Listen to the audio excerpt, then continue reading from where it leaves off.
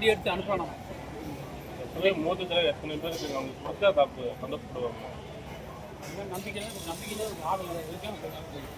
இப்போ துறைமுகம் இருக்கிறா, நெய்தல் இருக்கிறா, எத்தனை பேர் மூத்த அமைச்சர் இருக்காங்க, எம்பி இருக்காங்க, அவங்களுக்கு கொடுக்கலாம்ல. நாளைக்கு டிஎம்க்கு ஒன்றுலாம் போயிடும். அப்போ உங்களுக்கே சந்தேகமாக இருக்கும்போது நாங்கள் எப்படியெல்லாம் ஓட்ட போட முடியும்? யாராச்சு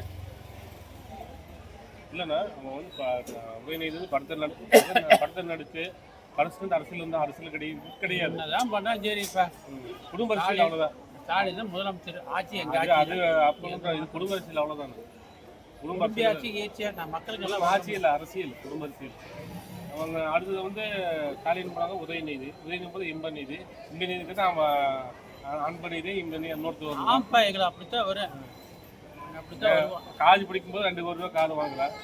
நம்மளாம் எங்கே போகிறது? நம்ம வரி கட்டி நீங்கள் வாங்க ஓட்டுங்க. பழமொழி இருக்குது சொல்லிட்டா, கெட்ட வார்த்தையே இருக்குது சொல்லிட்டா. ஆனால் இப்போ அவருக்கு ஆசை இருக்குது. உலகத்தையும் தலை சொல்லக்கூடாது. அப்போ இதெல்லாம் ரொம்ப தோணும்.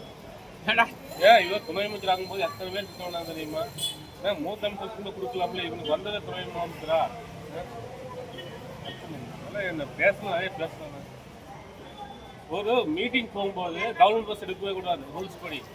பெரிய கொடி கட்டிட்டு போறீங்க, அண்ணா தெரியும் சொல்லிக்கிறாரு, எல்லாம் சொல்லிக்கிறாங்க. பார்க்க முடியாதுன்னா அது யார் நடைமுறை பண்றாங்களோ அவங்க தான் தலையிடணுமா தவிர பார்த்து அப்படின்னு இல்லை. யாரும் அது ரைட்டா, தப்பு சொல்ல கிடையாது. நீங்கள் மீட்டிங்கே போகிறீங்க, கவர்மெண்ட் பஸ் எடுக்க போகிறது தப்பு தான்.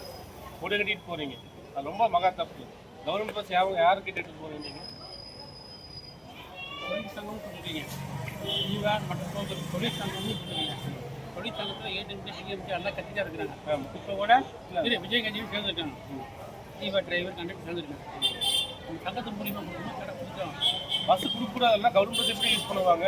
காசு சொல்லி போகிறோம்ப்பா. அப்படின்னா தப்புண்ணா, அதெல்லாம் தப்பு தான்.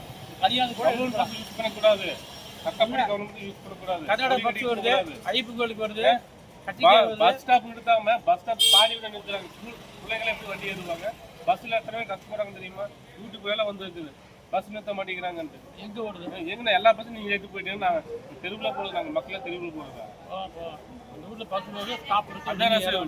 பஸ் வந்து நம்ம காசு கொடுத்துட்டு போகணும். ஆனால் எப்படி கேவலம் பஸ் தான் தெரியுமா? ஓசியே தான் ஒரு கம்மி உட்காருங்கிறாங்க மக்கள்கிட்ட. தப்பு தானே இது. நம்ம 10 ரூபா கொடுத்துட்டு போனால் அவன் எதாவது கேட்போம்னா என்னன்னா எல்லாம் ஓசி ஆகாது. இனிமேல் நாங்களாம் ஆட்சி வந்தால் ஓசியே கிடையாது. ஓசிலே வேண்டாம், ஓசிலே கிடையாது, வேண்டாம். காசு கொடுத்து ரொம்ப தப்புன்னு பஸ்ஸு காசு நிறுத்தணும்னா 2 கிலோமீட்டர் தாண்டி விட்டு எப்படி ஏற முடியும்? அப்புறம் வந்து மீட்டிங்ஸ்லாம் பஸ் எடுத்து போயிடுறாங்க. மக்களை எப்படி போவாங்க? ஸ்கூலுக்கு, காலேஜுக்கு, எக்ஸாம் எழுதுறாங்க, எப்படி போவாங்க? என்ன கேர தப்புன்னு எப்படி ஓட்டு போடுவாங்க?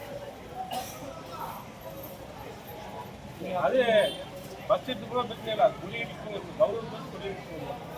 மற்றபடி தப்பு தான், கேஸ் போடலாம். நம்ம போடுங்க, கேஸ் போடுங்க, போட்டு பாருங்க. யார் பயமெல்லாம் கிடையாது, போடுங்க, பயமெல்லாம் போட்டுக்கலாம்.